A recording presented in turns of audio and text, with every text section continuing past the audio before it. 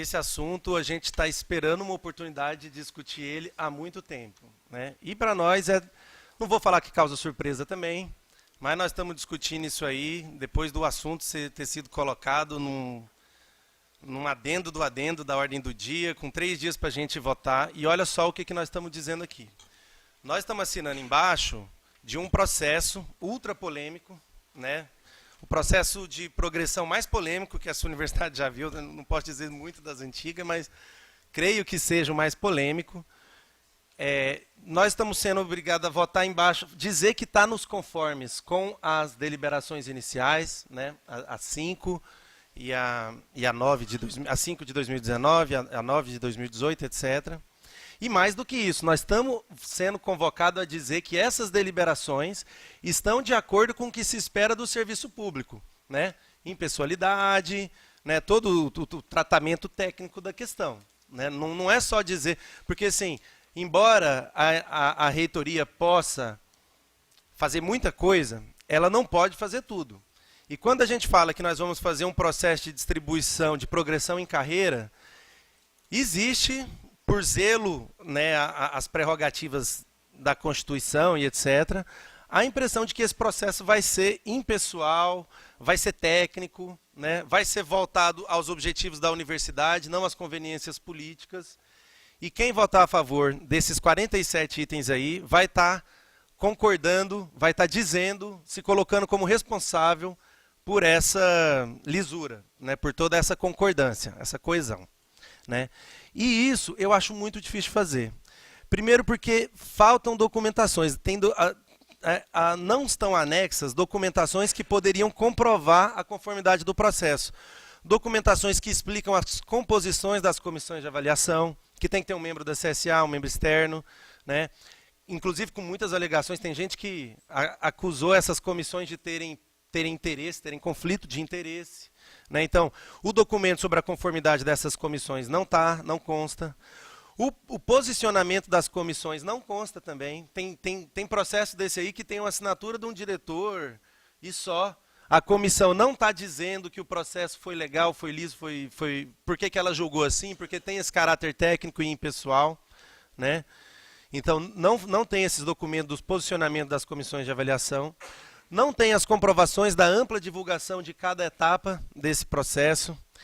E, raramente, salvo um caso ou outro, existe a anexação de recursos interpostos. Porque, no geral, não foram anexados os recursos, né, e nem o julgamento desses recursos, a resposta que eles ocasionaram. É mais ou menos assim, a gente montou uma comissão para receber os recursos, todo mundo manda os recursos para lá, aí ela pega e fala para cima, olha, gente, está tudo ok com os recursos, a garantia sojou, manda para aprovação, né?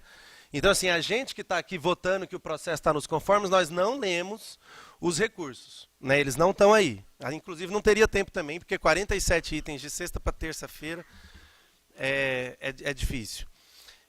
Então, assim, isso já falta, é uma questão da documentação. Agora, nós podemos avaliar também a questão dos resultados, porque nem tudo é burocracia. Esse processo causou indignação não é porque o funcionário é chato. Primeiro que, assim, numa situação de concentração, quem aqui, né, que já me vê falar em tanto Consul, não sabe que a nossa denúncia é centrada numa desigualdade na universidade. Uns que ganham muito e poucos que ganham poucos que ganham muito e muitos que ganham pouco. Né? Nesse sentido, a gente fazer uma carreira onde a gente vai distribuir 3 ou 4 progressões de R$1 milhão é ruim. É óbvio que é ruim, isso concentra. Né? Então, nunca foi uma reivindicação que a nossa carreira discutisse as progressões, dando 25% para menos pessoas. Né? E esse resultado, além de fazer isso, ele ainda fez isso de uma forma muito desgastante. Né? Não teve uma noção de que foi uma avaliação imparcial dos relatórios. Primeiro que essa coisa de avaliar relatório, eu já acho que vai ter, viu, gente? Vai ter reclamação jurídica. Mas vamos cada um escrever um relatório, nós vamos montar uma comissão para julgar o melhor relatório. Isso já não parece muito técnico nem muito impessoal. Mas nesse caso, por exemplo, os resultados mostram que assim, a questão de ser chefe ou ter gratificação era um critério especial, não é a questão do trabalho. Nós não estamos avaliando se o trabalho do cara tem uma complexidade tal que ele merece uma remuneração de nível 2. Né? A gente falou, escreve aí, se eu achar bonito eu te passo de nível. Né? Então, quer dizer, essa progressão ela parece não ter ligação com o trabalho. Né? Porque se tiver ligação com o trabalho, todo mundo que pediu lá e não ganhou, e foi deferido e não ganhou, está recebendo uma remuneração inadequada. Né? Então, assim, ó, 1 entre cada 4 gratificados progrediu. Entre os não gratificados, foi 1 em cada 15. Né? Então, quer dizer, se você é gratificado, a chance de você ser contemplado nesse processo foi umas 4 vezes maior, 3,8 vezes maior. Né? Teve servidora contemplada, no caso da CSA 52, eu não acho que eu não preciso expor o nome, mas talvez a reitoria possa explicar em que caso que a gente contempla uma servidora que não consta nas folhas de pagamento dos últimos 6 meses, pelo menos. Né? Mas tem servidora que foi contemplada sem estar nas folhas de pagamento. E aí, se tiver uma explicação desse caso, é importante colocar. A distribuição de verbas, né, que é a etapa definitiva do processo, ela também é totalmente questionável. Né? Primeiro que, assim, para começar, ela não respeita o orçamento. Né? O orçamento fala uma quantia para 6 meses do ano, e aí, na hora de definir a quantia, teve uma grande polêmica, que eu vou entrar nela daqui a pouco, e não está sendo aplicada esse ano. Né? Só que na hora de definir essa quantia, aí a gente considerou, inclusive, o 13º, né? Descontou o 13º, descontou todos e quaisquer decorrências do investimento na carreira como fazendo parte do gasto. Sem contar o fato de que a gente deu uma prioridade especialíssima para a Procuradoria-Geral, que tem 17 funcionários passíveis de progressão. Esses mordiscaram um grande pedaço ali dessa verba, sem que isso tenha sido discutido. Né? O reitor, que agora há pouco falou ali que não quer tomar essas decisões de forma subjetiva, sem que isso tenha sido discutido em nenhum espaço colegiado. Na verdade, foi discutido numa comissão que é feita pelo Otacílio, pelo PRDU, né, o Chico ou a Marisa no caso, a chefe de gabinete, a Shirley, e o Dr. Miranda, que é o chefe da FUNCAMP. E esses 4 sentaram lá, decidiram um valor e a Procuradoria-Geral, com seus 17 funcionários, levou um valor correspondente ao valor que a FCM tinha para esse processo. Ou a 4 vezes o valor que a Faculdade de Educação tinha para fazer essas progressões. Né? Então, assim, não pareceu uma distribuição de verba muito técnica, muito impessoal. Né? Sem contar o fato de que essa coisa da gente considerar todas as decorrências do investimento, até aumento de periculosidade foi considerado como investimento em carreira, assim, pode ser justificado, mas assim, é pelo menos estranho. E aí eu quero cobrar uma explicação da reitoria sobre como foi interpretada a deliberação CAD 02 de 2019, que define ali os recursos, né, faz um processo análogo a esse que ocorre entre os funcionários. Entre os docentes, ela define um volume de recurso para a progressão docente, e lá fala que o montante ele é considerado sem encargos. Né? E aí só os encargos, aumento de periculosidade, até o 13º, que não vai ser percebido. Né? E, inclusive, se isso aqui for aprovado, assim, é questão de coerência, tem que pagar retroativo, inclusive o 13º da galera, porque isso foi descontado da verba. Né? Mas na hora de distribuir esses recursos, na CAD A02 ficou parecendo que não se considera os encargos. Tá lá escrito no texto da CAD 02, dos recursos aprovados, né, pela deliberação Consul, que é a proposta de distribuição orçamentária, no montante de 9,7 milhões, sem encargos. Né? Agora, na dos funcionários, a gente considerou todos, e aí na hora de aplicar o recurso foi mais ou menos metade do que a gente estava esperando, né, sem contar a parte que foi para a Procuradoria. Né? Então, assim, isso são os resultados desse processo. Né? Nós, inclusive, vamos ampliar a discussão disso, vamos buscar documentação específica, porque o nível de indignação da categoria é muito alto. Né? A maior parte das pessoas, inclusive contempladas, que comigo conversaram, são contrárias ao processo. Né? Sem contar que 25% deles, quase um quarto, já tinha sido progredido pelo IAC, da metodologia da vez passada. Então, quer dizer, a metodologia de progressão está buscando mais ou menos as mesmas pessoas, né, para contemplar. E existe uma demanda social séria pela anulação do processo. Nós não estamos colocando... A gente, inclusive, trouxe uma outra proposta que, ao nosso ver, tinha mais coerência com a demanda dos funcionários, que é uma proposta de elevação dos pisos, que tem a ver com a batalha da isonomia, que já é antiga, e essa proposta foi ignorada pela reitoria. Nem na pauta ela aceita que a gente coloque essa proposta, porque a gente poderia estar votando uma proposta contra a outra aqui. Né?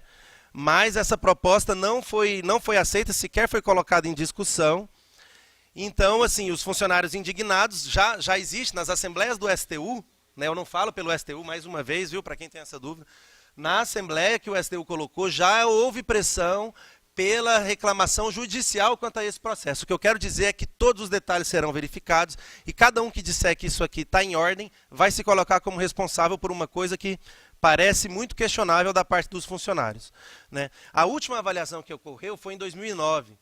Isso significa que teve uma geração de funcionários que nunca tinha visto uma avaliação direito, nunca tinha passado por um processo de avaliação, e eles passaram por esse processo de avaliação que contemplou menos de 10%. Então, quer dizer, o número baixo de contemplados ele já é um grande problema, né? Sem contar todo o problema na definição de quem são esses 10%, o número baixo já é um problema.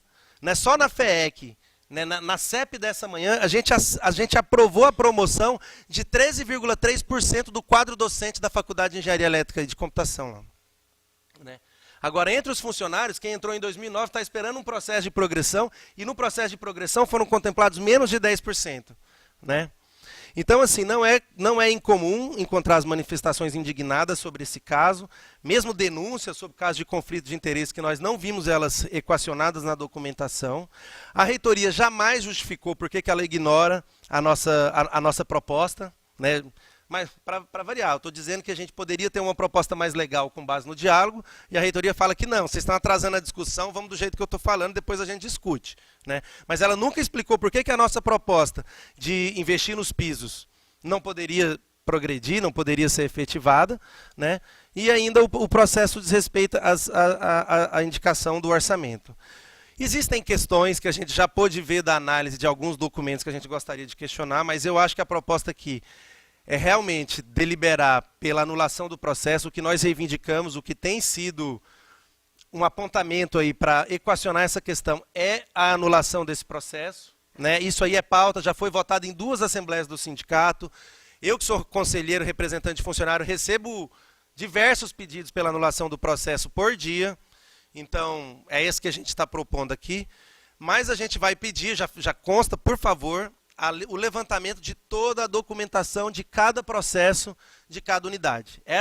Isso é um pedido que eu faço particularmente, porque vai ser importante proteger a Unicamp e a expectativa dos funcionários na grande querela judicial que nós vamos inaugurar, né, com essa aprovação.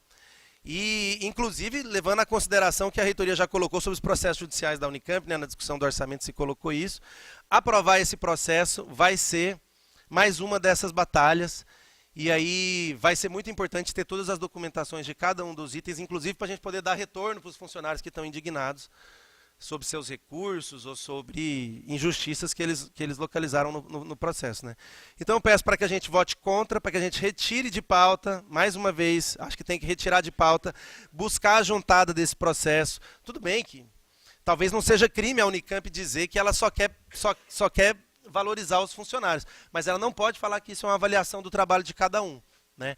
Então, que ela junte a documentação de cada um desses processos e traga para a gente deliberar com mais segurança, no sentido de dizer que isso daqui foi um processo feito dentro dos princípios do serviço público e dentro do que as próprias normas preconizavam lá para esse processo. Né? Então, peço a retirada de pauta. Se a gente não conseguir a retirada de pauta, é votar contra. E, se for aprovado, é se preparar para responder processo judicial. Muito obrigado.